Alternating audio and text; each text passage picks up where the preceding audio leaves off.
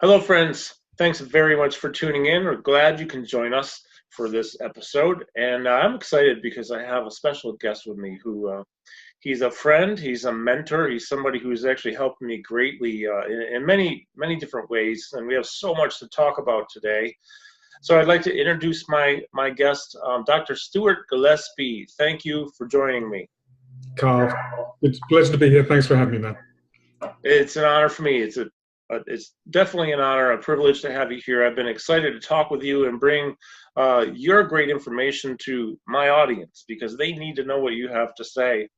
You know, people who know me know that I work primarily with people with Parkinson's disease, but, you know, we do a lot with other movement disorders. And but one thing I have found really interesting in research is that a lot of people don't know this. But Parkinson's can live in your gut or begin in your gut. It might be there for 10, 15, 20 years before it comes up here and it manifests any motor symptom, let's say. And you've done a lot of research on this, and this is an area I'm excited to hear from you about to enlighten us what's going on. Yeah, I mean, research and in practice too. I mean, we deal with brain disorders every time we have an autoimmune patient come in or anybody with chronic pain, chronic anxiety and depression.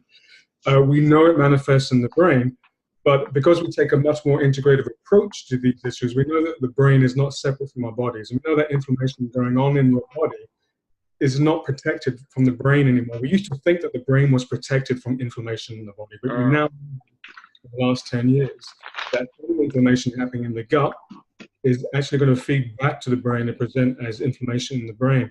But it happens in the gut before it even gets to the brain. And so we're seeing that with ADHD, we're seeing that with depression, we're seeing that with anxiety, but we're also seeing it in autoimmune conditions like MS, and Parkinson's is almost put into that autoimmune category now because there's no real genetic component to it. It's really an environmental disorder, and we're seeing these changes in Parkinson's patients in the gut. They get constipation being a big issue for Parkinson's patients way before they even get brain inflammation. And that's pretty much where research is going into how we fix these brain disorders now. Yeah, it's really interesting. I've been doing some, I'm always researching and all that. So, you know, with the book that I have coming out, which you're helping me with a couple of chapters, thank you. Nutrition TV being one and inflammation being another. But we have Dr. Tony Lang is a really well-known neurologist. He's in Toronto Western Hospital. And even, you know, certainly what you're saying is absolutely 100%. And the news is starting to get out there that, for example, like Dr. Lang says, Parkinson's people, the Parkinson's population, I believe, is about 5% of people with it have a family history of it. So there can be a genetic mutation, but what's more likely is the environmental factors, like you say, and a lot of it is what we're putting in our body. We speculate, right? Environment's in what we breathe in, what we drink, what we eat, plus just the fact that it's starting in the nerves of the bowel, the gut. There's so much to this that it allows us an opportunity now to go in and maybe do some preventative for all of us who don't have Parkinson's or Alzheimer's. And that's the beauty of it, because if we treat it as a genetic issue, if we treat it as solely as that, which it isn't, as you say, it's 5%, just like all diseases now, are really 95% environmental. That means environment on the inside of our bodies, but also what we're putting in from the outside. So it's just in our environment. And the beauty of that is that no longer are we hopeless because we're just unlucky because it's a family trait, or we're just unlucky because it's a genetic being handed down from my parents.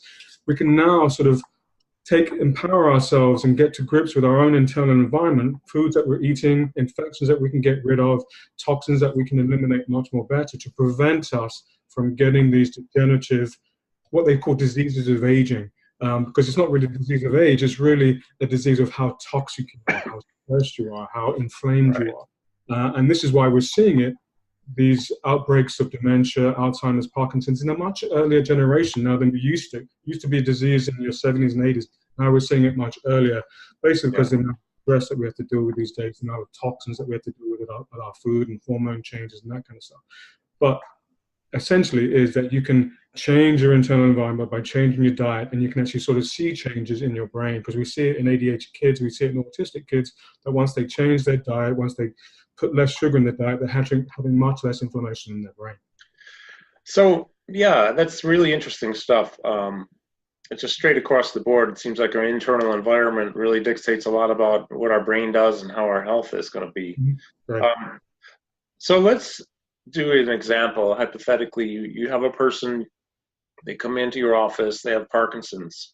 And if we got to go a couple routes with this, I guess I'll just go with, what is the first thing that you're going to do with this person? What's the first thing you're looking at? What kind of a history are you looking at? And just tell us, how would you approach this? Well, typically, I just have a list of questions. So someone who gets Parkinson's, and we don't treat Parkinson's the same for every single patient, because what happens is that even though it manifests in the brain, the underlying process in that person is completely different from person to person. Sure. Autoimmune disease is primarily a female condition. Like 75% of all autoimmune cases are female. So why all of a sudden Parkinson's, which is an autoimmune disease, why is it primarily men that are affected? Right? So we go through their history to find out. So in terms of like digestive disorders, have they had IBS as a child? Have they had allergies as they were growing up? Have they had any sort of underlying infections and viruses or gut infections? Because that sort of will influence how their brain reacts later on down the road. And so if you can reverse that underlying process, find out what that underlying process is, first of all, find out if they have an allergic immune system, or find out if they have an immune system that tends to break things down. And certainly in Parkinson's patients, they pretty much, the majority of the time, have an immune system which is very catabolic. It breaks things down. And so once we figure that out, we can then step in and calm that immune system down by giving out certain lifestyle education, certain nutritional education, to stop them from inflaming that immune system. Because there's some supplements out there that will actually make you worse. Some good supplements out there that will actually make you worse, depending on what type of immune system that you have. And so we detect that by just going through someone's history. So we're looking at brain disorders. So depression is a brain inflammation. Anxiety is brain inflammation. Parkinson's is brain inflammation. But why are those three inflammations different? Why does someone get depression over someone getting anxiety? They're two completely different pathways. And then, of course, the MS and the Alzheimer's and the Parkinson's pathway, that's a degenerative process going on where you're breaking down nerve cells, all three of those diseases. And so that's a particular pathway that you can actually sort of interrupt. You can actually stop, and in some cases, actually reverse that pathway. Interesting. So one thing I was not aware of, and a lot of people, they don't know about it. So I just became aware through you recently about there's more than one type of immune system out there. Mm-hmm. So where, a certain treatment with me may not work for you or somebody else, might make us worse. So do you mind expanding upon that just a little bit from what you talked about already? Yeah, exactly. So everyone has their own immune type. Everyone has their own immune cascade or inflammatory cascade that they go down. Inflammation can present in many different areas in the bodies in many different ways, which is why you get so many signs and symptoms. The key is not to focus on the symptoms. So even Parkinson's is a symptom of an underlying inflammatory process, right? So even autoimmune disease is a symptom of an underlying inflammatory process. Thyroid conditions, adrenal fatigue, they're all symptoms of underlying inflammation. And it's usually inflammation will set off your immune system. Now, at the time of that threat, that perceived threat, your immune system will produce certain cells that will actually continue that inflammatory cascade to try and protect you. And your immune system can produce different types of cells. And when it produces different types of cells, you get different reactions, you get different symptoms. So this is why someone with an immune problem might one day show up with fever, allergies, and why someone with an immune problem might show up as neuromuscular degenerative diseases like Parkinson's. All three that either from someone's history, which is why you go through a history with someone and you figure out what is their immune system do when it goes under stress, because that will tell you how to reverse this situation. And so in your particular case, you were getting sort of brain fog, you were getting sort of allergy, you were getting a inflamed lymph system. That is a different system than someone who, say, in psoriatic arthritis, where they're very catabolic. They don't have any allergies. They're not swelling up. They're actually breaking things down. They're breaking down their joints, and they're breaking down the lining of the gut. That's a different immune pathway than, in your particular case, someone who swells up, gets fluid retention, lymph problem, and depression, that type of thing. Yeah, I was a mess. Yeah, the underlying infection part is really it's really something to find out that there's stuff in there I just didn't even know about. And huge, because even though we look at your immune response, again, that immune response is a symptom of an underlying inflammation. That inflammation is a symptom of an underlying infection. So even though we always say that inflammation is the root cause of all disease out there, there's reasons why you have inflammation, and it's usually a toxic issue, a food sensitivity, or an infection that you think you've gotten rid of, right? You're taking antibiotics as a kid, you're taking allergy shots as a kid, and that kind of stuff, thinking you get chicken, vaccinations, mono. We think we get rid of these viruses, but we don't. They hide out in your tissues, and under stress, they come out, right? Which is why under stress, you might get cold sores. Under stress, you might get shingles. Right. You had back in your teens. Right. That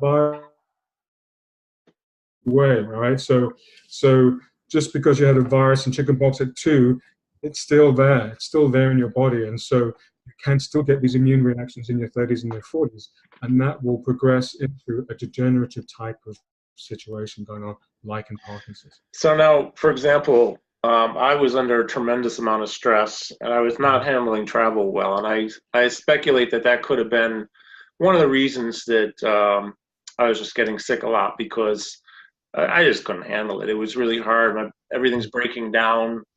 Right. My immune system was probably compromised from a lot of things. Mm-hmm. Would you say that that's partially accurate? That's true. That's true. And trouble is, you're shot with allergies, or you're shot with pain, or you're shot with depression or brain fog. And we always treat the presenting problem. We always treat what you come in with. Hey, doc, I'm coming with a headache. Okay, let's treat the headache, right? You don't treat the underlying process that's giving you that headache. That's the biggest issue as well. So this is why we never go back to our past infections as the reason why we might get these problems later on in life, because we think we've got rid of those things. That taking antibiotics, tearing down the gut, we don't have that problem anymore. But unfortunately, it does perpetuate. So when we're looking at sort of autoimmune diseases, we now know they're linked to certain bacteria in the gut. And so certain bacteria in the gut will give you an MS or a Parkinson. Certain bacteria in the gut will give you a thyroid problem.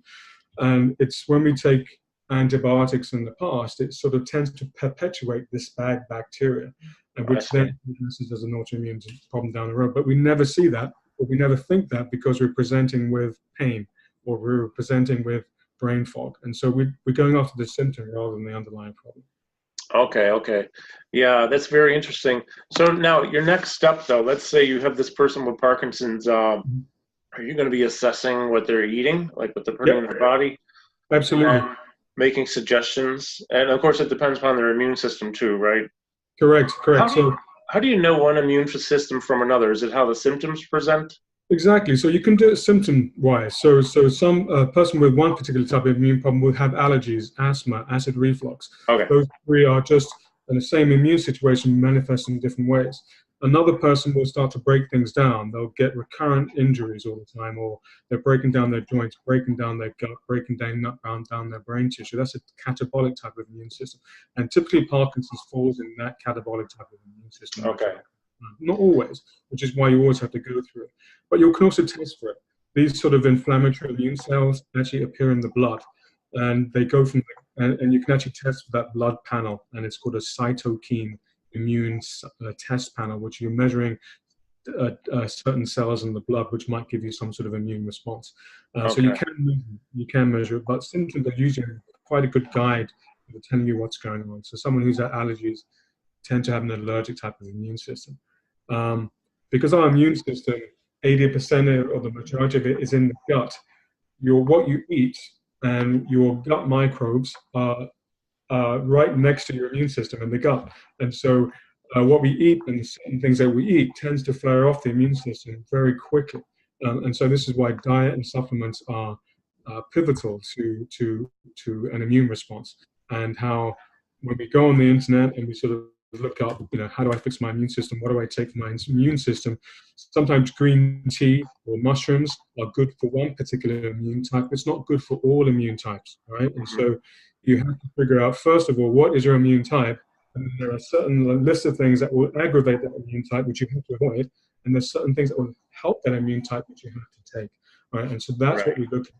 So a lot of people are on supplements for the wrong reasons, and they're making themselves worse. Yeah, I tell you, when you told me that a few months ago, I was fascinated because, first of all, I didn't know there's more than one immune type. I just had no idea. And then we look at, well, I think a mutual friend of ours, I don't think he'll mind, Perry, went through and was actually taking the wrong stuff, wasn't he? And he got a lot worse. Yeah. And then I know you helped to say, wait a minute, that's not the stuff, man. For you, it's this path. And I look at him now. The guy looks amazing. I couldn't believe it when I saw him. Yeah. So he was like everybody. So what happens is that you have these underlying problems. You're not really in a disease state. So even though Parkinson's is in a disease state, a lot of people, as you say, prevention is better than cure, right? So you're trying to get these things before they come in a disease state. And so with Dr. Perry, our good friend, good mentor, both of us, he was looking up on the internet because he was told that he was normal because his blood tests were normal. And so this happens with a lot of people. You're normal until you get a disease. So there's nothing in between. You're either normal, disease, there's nothing in between. But we all know that everybody falls in that in-between category. Well, they're not in a disease state, but they're feeling like crap, right? So why are they feeling like crap? So he would go onto the internet and say, okay, what are the best things to fix my gut? What are the best things to fix my immune system? Taking probiotics, taking kefir yogurts, taking kombucha tea, taking all these fermented vegetables, which are very good for a catabolic type of immune system, but horrible when you have an allergic lymphatic immune system response. It's horrible for that, horrible for candida, which can flare off an immune response. So I think he was telling me that he had that too. Actually. Yeah, he had that. So he was doing all the wrong things, unwittingly so, because when you're out there on your own trying to find a solution to these things, because the MDs tell you you're normal, you're out there on your own trying to find solutions to the problem, but sometimes you're making yourself worse. And so that's why sometimes someone's got to step in and just guide you down that right path. And that's basically what I did. So much so that we actually do workshops now around the world sort of teaching other doctors and other functional medicine, right? Yeah, functional health systems is basically That's great. Yeah, and we're teaching sort of practitioners how to become inflammation experts. Like someone's got inflammation. What is their inflammation type? What are they doing? How can you help these people sort of get rid of inflammation by assessing their immune responses to inflammation, which is paramount for them, but also paramount for Parkinson's patients. You have to assess their inflammatory immune response. It's fundamental. Well, I know that workshop totally kicks butt because I've heard feedback from quite a few people who've attended. Even my own one of the people who works with me here, Phyllis, was there. She learned so much. Andy at Movement Reborn, and some of his crew. So eventually I'll get to one of those myself because I really want to check that out.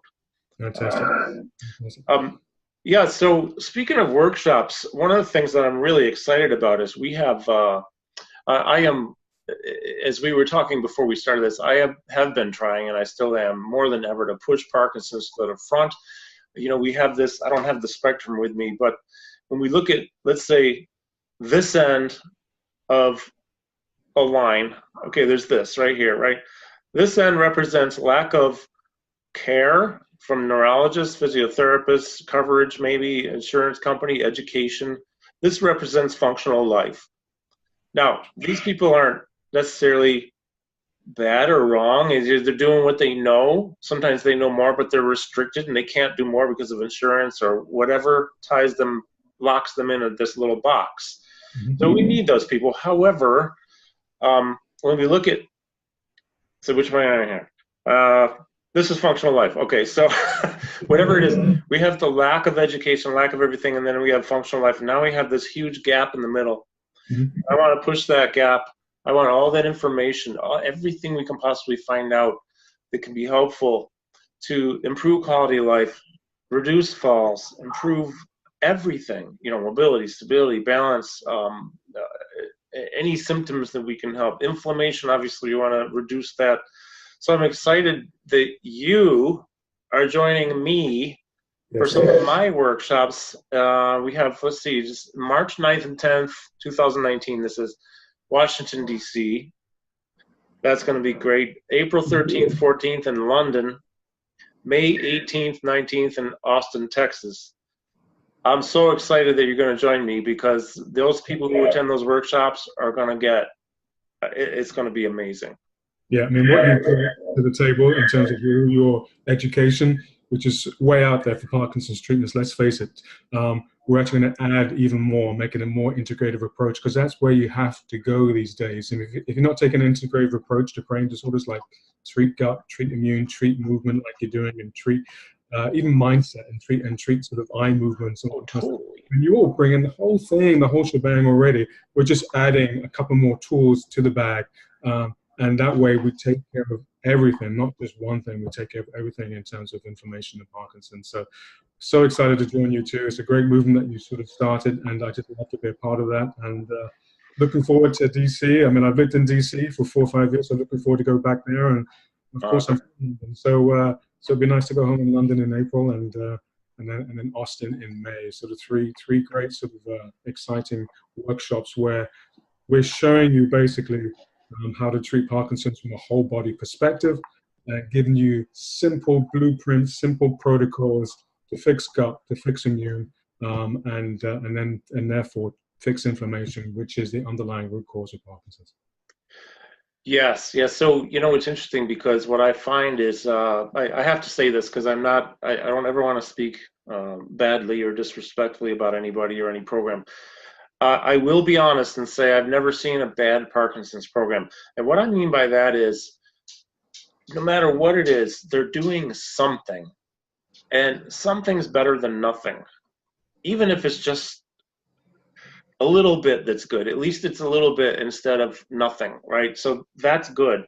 But what I find is, so far I have not found a program that really, really dives in deep, or deep enough, in the holistic sense, like treating every aspect of this holistically, not just your movement, not just your cognitive, but now we're talking about nutrition, inflammation.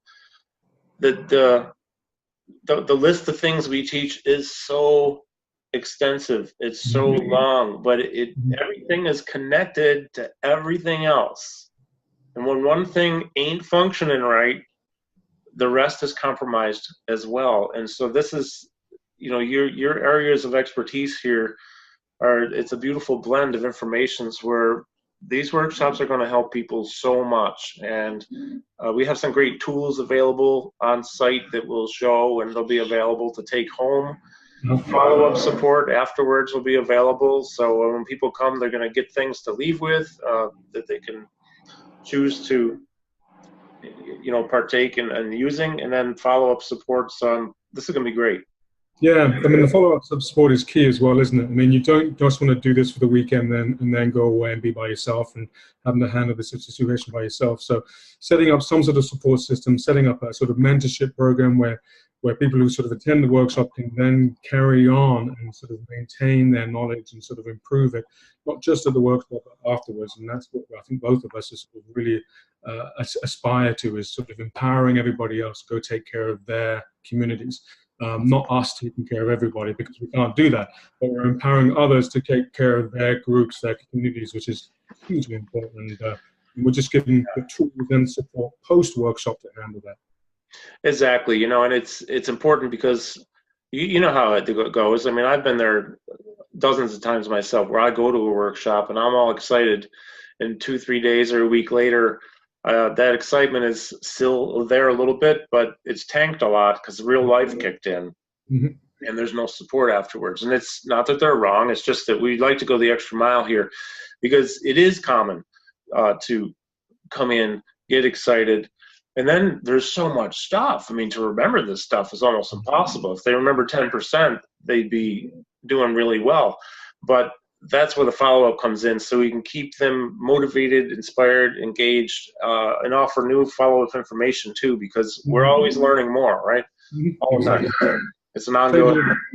Changing all the time. I mean, we talked about gut brain, and we only knew that back in 2008, right? With the gut brain, we did a microbiome product where the human microbiome was studied in minute detail, and we found out that infections in our gut or bacteria in the gut actually sort of dictates our mood.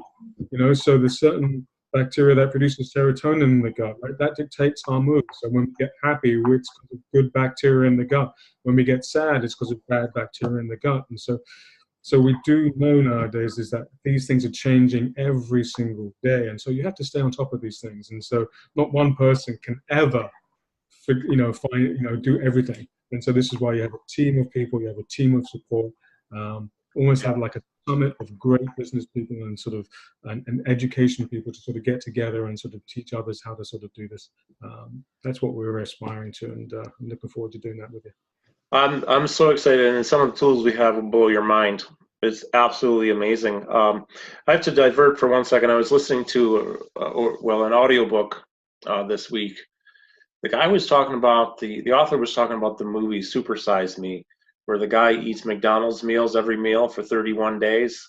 Mm-hmm. And he was talking about, this is a reasonably healthy guy who's eating a reasonably healthy, meals every day. So he starts with the McDonald's thing, and it's that's not to bash McDonald's, but McDonald's, I'm sorry, I'm not trying to, I'm sure I'm not going to hurt your business, but when it really comes down to it, what's in those foods, about 2 weeks into this thing, he's gained a lot of weight. He feels awful. His mood is not good. Speaking of moods, and that's what prompted this, because his anxiety was so high. Because there is so complicated. But when you think about, I guess it's 30-something% of what people eat every day is purchased at a fast food place or processed foods or whatever. Mm-hmm. That there's this immediate gratification. If you like that food and you eat it, you get the immediate rush, and then you feel terrible. Sometimes minutes later, and the more you eat, the better you feel, until you feel worse, which is worse. So you feel better for short term, worse long term, and the anxiety in people is so high when they go on that type of. Now this is an extreme case. Every meal, like 100 meals in a month at McDonald's, but that is fascinating. I had to divert to that because when you talk about bacteria dictating your mood. Mm-hmm. That's pretty much it. And we know a lot of our feel-good hormones, a lot of serotonin, melatonin, is actually produced in the gut now. And so a lot of dopamine production. We're talking about dopamine and Parkinson's, right? So we all know that there's bacteria in the gut that stops your dopamine production in the brain, right? And a lot of this bacteria you pick up from processed food or from food infections, like Clostridium infections. Because Clostridium infections in the gut, believe it or not, can impact your dopamine production in the brain, right? So this is where the gut-brain axis is huge. And the reason why we know this is that a lot of people might not have heard about the vagus nerve. But the vagus nerve is basically the nerve of the gut. It comes from the brain, goes to the gut, and then it brings information from the gut back to the brain. That's where you get this connection between the gut and the brain axis, right? So it's through the vagus nerve.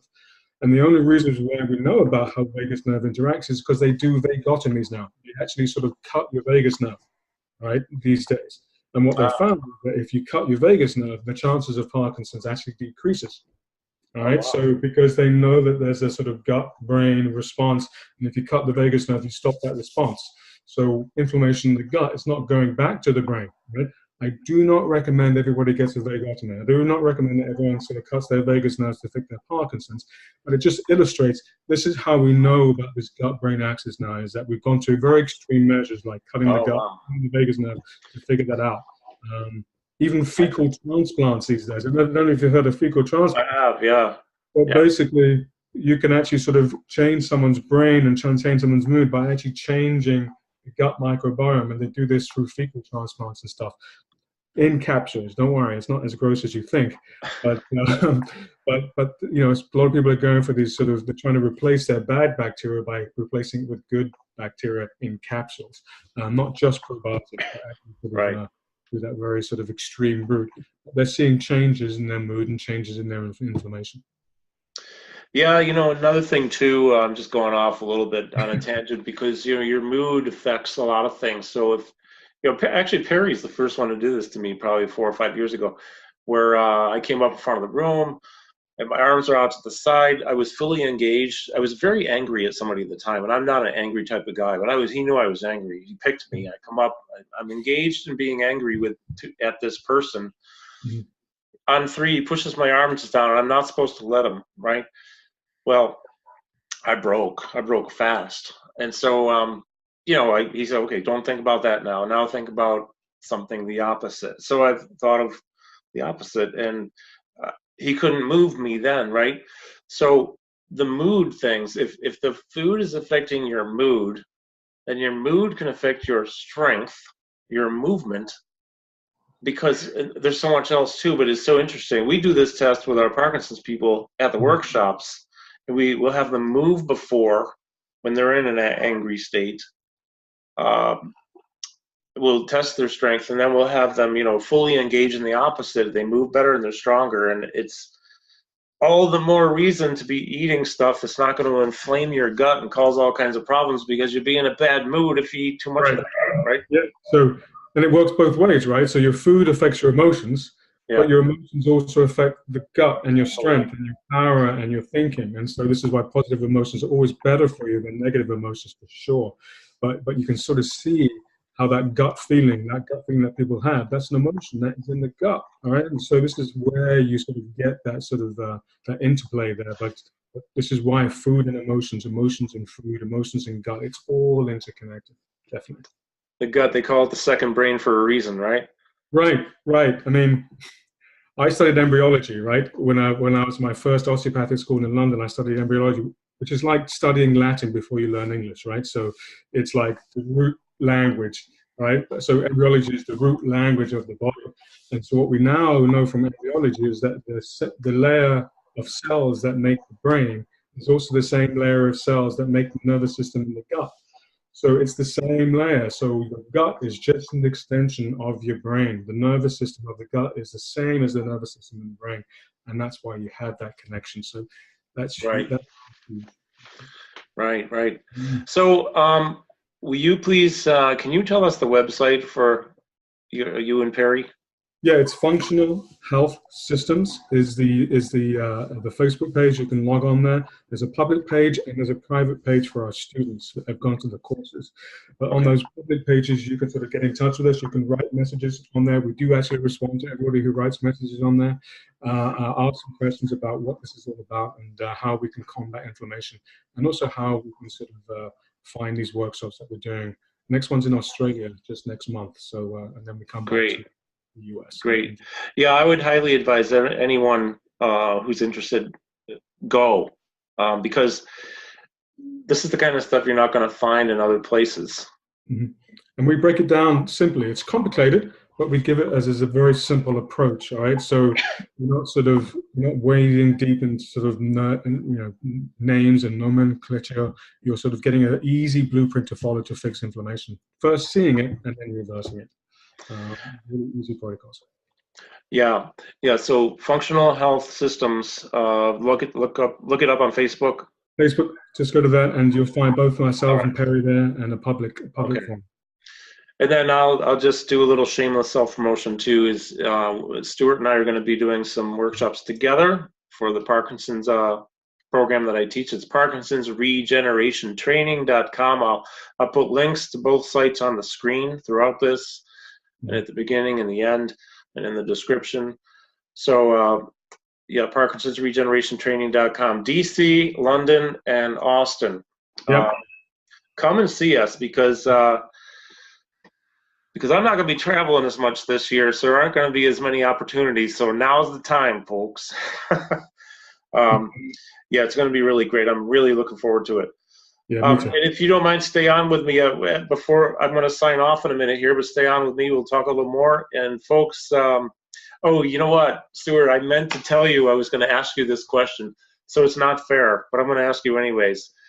So this means you're on the spot.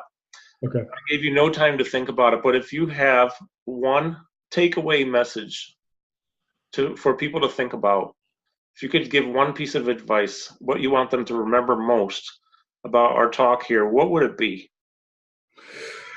It would be 50 things. I think the biggest take-home thing is that if you're out there and you're hopeless and you've been told that you're incurable and you've been told that there's no hope for you, you have a genetic history, it's all preordained, you can't fix this, you can't reverse this, that's completely untrue. That is the biggest take-home message I can give you guys, is that there is hope out there. You can reverse a lot of these disorders that you think you cannot get treatment for, but you can, all right? And so Carl's a living proof of it. Carl's sort of changing lives through his movement training.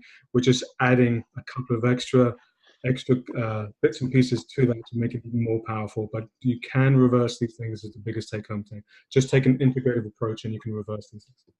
Well, that, to me, actually, that's the best takeaway ever, because what I have noticed is, and I tell people this is, the fact is, the most gratifying thing that I have ever experienced from my workshops is when I see somebody coming in who is sort of being dragged in by somebody else, caregiver, spouse, and they're resistant and their arms are crossed and they don't want to, they're sitting in the back and they want to leave.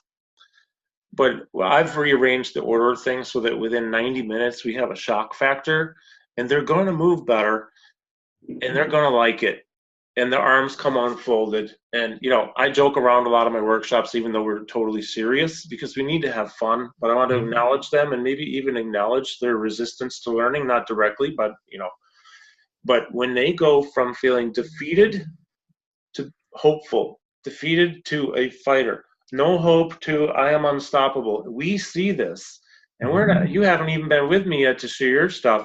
So I can't wait to see what happens then, because that is the true game changer. Because when that happens, not only does their life change, their mood changes, their movement changes, the caregivers get a break. The people around them feel better.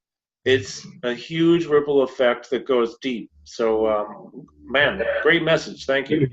Thank you, sir. That's my favorite thing out of these workshops. All right, so Functional Health Systems, go look them up on Facebook, get on there, get to a workshop, Parkinson's Regeneration Training.com. Come and see Stewart and myself in DC, London, and Austin, and the dates are on the website, Parkinson's Regeneration Training.com. Thank you again, Stewart, for joining me. It's been a pleasure. Thank you, everybody, for watching. Have a great day.